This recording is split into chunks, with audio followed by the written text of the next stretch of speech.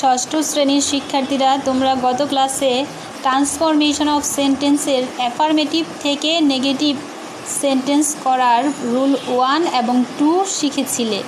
আজকে তোমাদেরকে আমি রুল 3 এবং 4 শিখাবো। রুল 3 হচ্ছে, কোনো অ্যাফার্মেটিভ সেন্টেন্সে যদি অনলি থাকে এবং সেই অনলিটা দিয়ে যদি সংখ্যাবাচক শব্দকে নির্দেশ করে, সেক্ষেত্রে আমরা অনলিটা উঠিয়ে দিয়ে কী বসাবো? নট মোর দেন অথবা নট লেস দেন। এটাকে আমি সংক্ষেপে লিখেছি। অনলি থাকলে সংখ্যাবাচক শব্দের ক্ষেত্রে নট মোর দেন অথবা নট লেস দেন বসে। অর্থাৎ কোনো অ্যাফার্মেটিভ সেন্টেন্সে যদি অনলি থাকে এবং সেই অনলিটা দিয়ে যদি কোনো সংখ্যাবাচক শব্দকে মডিফাই করে অর্থাৎ নির্দেশ করে, সেক্ষেত্রে অনলিটা উঠিয়ে দিয়ে আমরা নট মোর দেন অথবা নট লেস দেন বসাবো। যে কোনো দুইটার একটা বসালেই হবে। যেমন হি ইজ অনলি 5, তার মাত্র কি 5 বছর বয়স। এইখানে অনলি দিয়ে 5 সংখ্যাটাকে বোঝানো হয়েছে, শুধুমাত্র 5। তাহলে এই অনলি দিয়ে যেহেতু সংখ্যাবাচক শব্দকে বোঝানো হয়েছে, এজন্য এখানে এই অনলিটা আমরা উঠিয়ে দিয়ে হয় নট মোর দেন বসাবো অথবা নট লেস দেন, যে কোনো দুইটার একটা বসালেই হয়ে যাবে।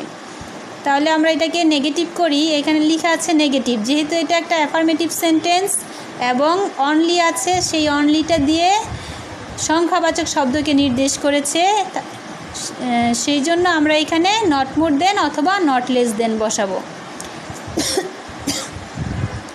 তোমরা গত ক্লাসে শিখেছিলে অনলি যদি ব্যক্তিকে নির্দেশ করে, অনলি বা অ্যালোন, সেক্ষেত্রে কি বসবে? সেক্ষেত্রে বসবে নান বাট। আর যদি বস্তুকে নির্দেশ করে, সেক্ষেত্রে বসবে নাথিং বাট। আর এইখানে যদি অনলি সংখ্যাকে নির্দেশ করে, সেক্ষেত্রে কি বসাবা? নট মোর দেন অথবা নট লেস দেন। তাহলে সবই ঠিক থাকবে। হি ইজ অনলিটা আমরা উঠিয়ে দিব নট মোর দেন, অথবা তোমরা এটা না লিখে নট লেস দেন বসাতে পারো, অথবা নট লেস দেন 5 হয়ে গেল নেগেটিভ। আশা করি এটা বুঝতে পেরেছ।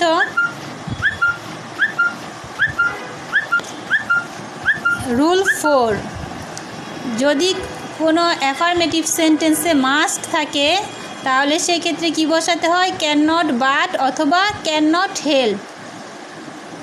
তাহলে ক্যান নট হেল্প যদি বসাই, তাহলে সেক্ষেত্রে আমাদের আরেকটু চেঞ্জ করতে হবে। মূল ভার্বের সাথে কি যোগ করতে হবে? আইএনজি যোগ করতে হবে। দেখো, রুলটা হচ্ছে মাস্ট থাকলে ক্যান নট বাট অথবা ক্যান নট হেল্প বসে। ক্যান নট হেল্প বসালে ভার্বের সাথে আইএনজি যোগ করতে হবে। তাহলে তোমরা যদি কোনো অ্যাফার্মেটিভ সেন্টেন্সে মাস্ট থাকে, তাহলে সেক্ষেত্রে তোমরা মাস্টটা উঠিয়ে দিয়ে কি বসাতে পারবে? ক্যান নট বাট, অথবা কি বসাতে পারবে? Can not help. যদি তোমরা ক্যান নট হেল্প বসাও, তাহলে সেক্ষেত্রে তোমাদের আরেকটা কাজ করতে হবে। মূল ভার্বের সাথে কি যোগ করতে হবে? আইএনজি যোগ করতে হবে। আমরা একটা উদাহরণ দেখি। We must Abhi our parents, আমরা অবশ্যই কি আমাদের পিতামাতাদের মান্য করব। এটাকে নেগেটিভ করতে হবে, যেহেতু এটা একটা অ্যাফার্মেটিভ সেন্টেন্স তাহলে এবং মাস্ট আছে, তাহলে মাস্ট থাকলে কি বসাতে হয়? মাস্টটা উঠিয়ে দিয়ে ক্যান নট বাট অথবা ক্যান নট হেল্প। তাহলে আমরা দুইটা দিয়েই করি। উই মাস্টটা উঠিয়ে দিলাম, এখানে কি বসালাম? Can not but. We can not but Abhi our parents. এভাবেও হবে। এখন আমরা যদি এটাকে ক্যান নট হেল্প দিয়ে চেঞ্জ করি, নেগেটিভ করি, সেক্ষেত্রে দেখো কি হবে? মাস্টটা উঠিয়ে দিব।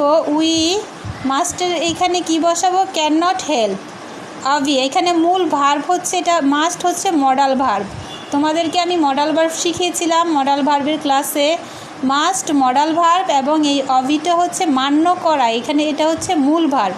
তাহলে অবির সাথে কি যোগ করবো? I N G, obeying our parents. আশা করি সকলে এই দুইটার রুলস বুঝতে পেরেছ। ভালো করে ভিডিওটা দেখবে এবং তোমাদের হোমওয়ার্ক থাকবে এর উপরে। হোমওয়ার্কগুলো করে সকলে গ্রুপে অথবা ইনবক্সে পাঠিয়ে দিবে। অবশ্যই সকলে হোমওয়ার্ক করবে। সবাইকে ধন্যবাদ।